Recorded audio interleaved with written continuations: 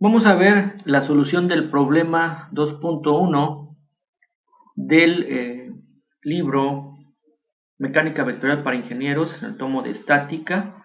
Los autores Beer, Johnston, Mazurek, Eisenberg, de la 9ª edición, editorial McGraw-Hill.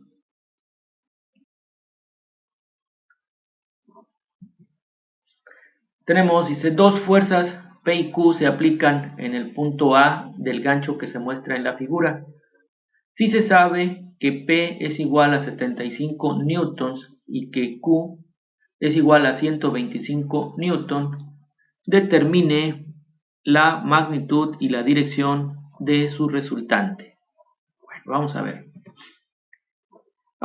Para obtener la resultante lo vamos a hacer de la forma vectorial. Es decir, vamos a trabajar con sus componentes y sus vectores unitarios.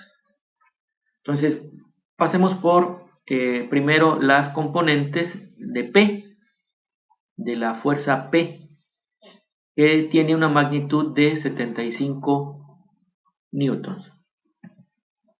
Esta fuerza P tiene una componente horizontal o en X, se observa que va a la izquierda, por lo tanto esta componente debe tener signo negativo porque el sentido es a la izquierda. Esta es Px y tiene su componente vertical P subíndice Y, que también es hacia abajo. Entonces, por tener el sentido hacia abajo, trabajaremos con su signo negativo. Y ahí estaría P subíndice Y. Entonces, como decíamos, Px es a la izquierda, por lo tanto tendrá signo negativo. Y ahí está ya el signo negativo. Entonces, la fórmula que ya vimos antes es la magnitud de la fuerza por el coseno del ángulo teta subíndice x, por la función coseno del ángulo teta subíndice x. Bueno, ahora, aquí en la imagen se podría observar que si tenemos aquí, trazamos un eje, digamos, horizontal, para P, aquí estaría el ángulo teta subíndice x. Con desde x hasta y, hasta el eje y, desde el eje x hasta el eje y, recuerden que hay 90 grados. Si aquí ya hay 20, pues entonces teta subíndice x es 70. Entonces por eso tenemos aquí la magnitud de P, que es 75 newton, y por el coseno del ángulo teta subíndice x, que es 70 grados. El signo negativo, recuerden, indica que la fuerza o la componente es a la izquierda. Esto nos da menos 25.65 newtons. P subíndice Y te llevaría la fórmula menos P por el coseno de teta subíndice Y. Entonces sería P, que vale 75 newtons, por el coseno de teta subíndice Y, y aquí se observa que teta subíndice Y es 20 grados. Por eso aquí tenemos entonces 20 grados. El resultado es menos 70.47 newtons. Entonces, el vector P, o la fuerza P, se puede escribir sumando las dos componentes que obtuvimos y agregando los vectores unitarios. Es decir, para Px menos 25.65 newtons y para P subíndice Y menos 70.47 newton J. Hacemos lo mismo para Q. Observamos a Q. tiene una componente horizontal a la derecha, que es Qx, y la componente vertical de Q, es hacia abajo. Esta es Qy, Q subíndice Y. Entonces, Qx o Q subíndice X tendrá signo positivo y Q subíndice Y signo negativo. Entonces, Q subíndice X pues es Q, la magnitud Q, por el coseno del ángulo teta subíndice X para Q. Lo mismo, aquí trazamos un eje X auxiliar y aquí se encontrará teta subíndice X. Si aquí hay 35 grados, aquí hay 55 grados. Por esa razón aquí tenemos 125 newtons, que es la magnitud de Q, por el coseno de 55 grados, que es el ángulo teta subíndice X para Q. Esto nos da 71.70 newtons. Para Q subíndice Y tendríamos que, decíamos, según la imagen, es negativa porque va hacia abajo. Entonces ya tenemos ahí el signo negativo. Signo negativo. La magnitud Q por el coseno de teta subíndice Y para la fuerza Q. Para la fuerza Q, el ángulo teta subíndice Y es 35 grados. Por lo tanto, ahí tenemos menos 125 newtons por el coseno de 35 grados. Y obtenemos Q subíndice Y de menos 102.39 newtons. Por lo tanto, Q de forma vectorial se podría escribir como 71.70 newton I, que es la componente en X por Y, más la componente en Y por J, pero la componente en Y es negativa, entonces menos 102.39 newtons J. Resultante.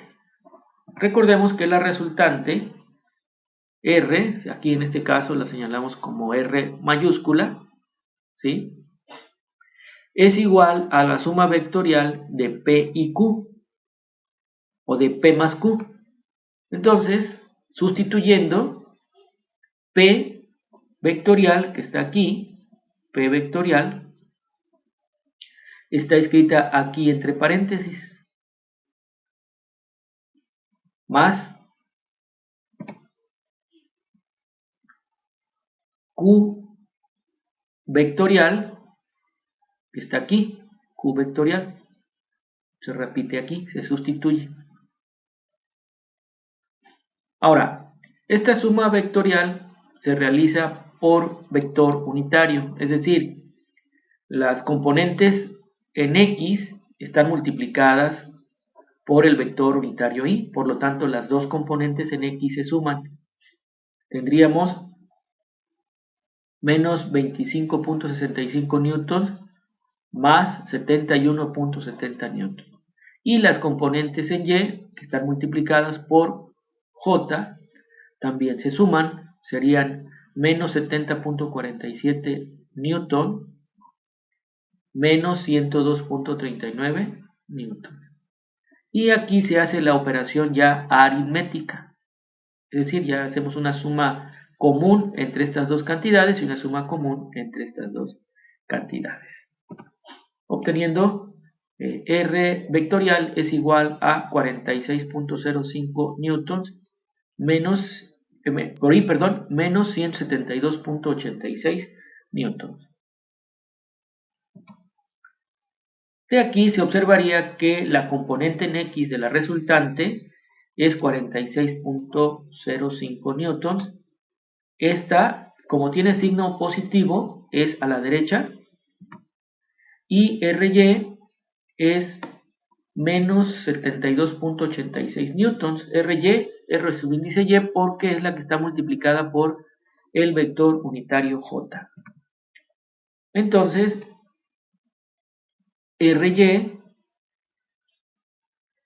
es 172.86 newtons hacia abajo, ¿no? Porque tiene el signo negativo. Y es en Y, por lo tanto el sentido es hacia abajo.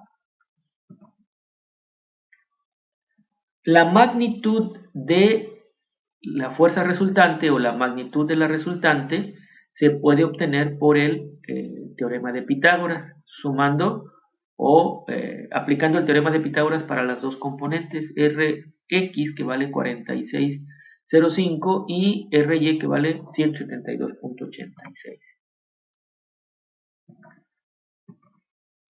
Hacemos la sustitución y obtenemos el resultado, en este caso 178.89 newtons. Esta es ya la magnitud de R. Noten que al escribir la magnitud de R ya no es necesario colocarle el vector, o sea, ya deja de ser una cantidad vectorial y se convierte en un escalar.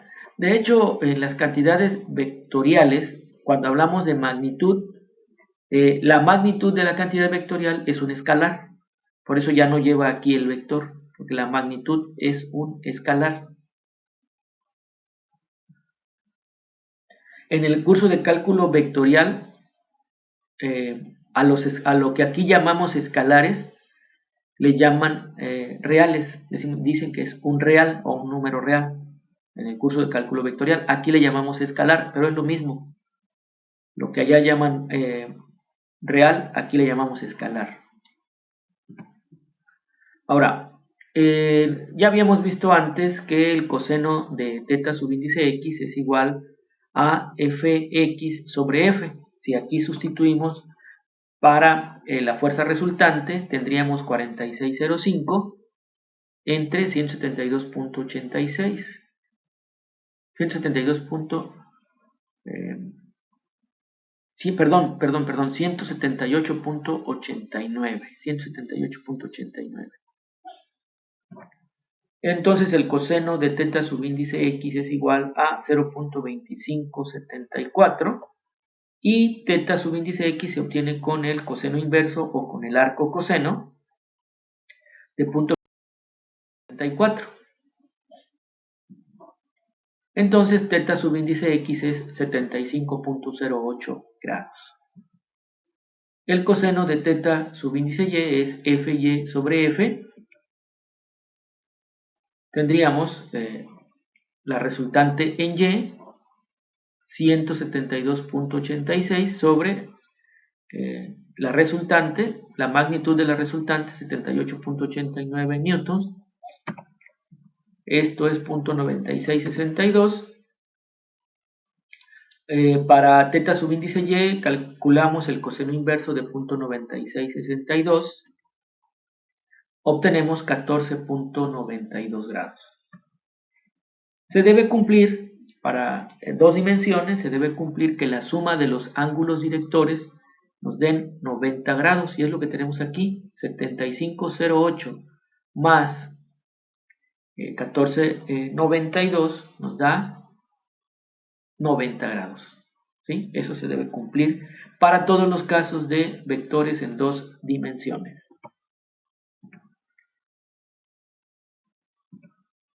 Bien, en el caso del coseno de teta subíndice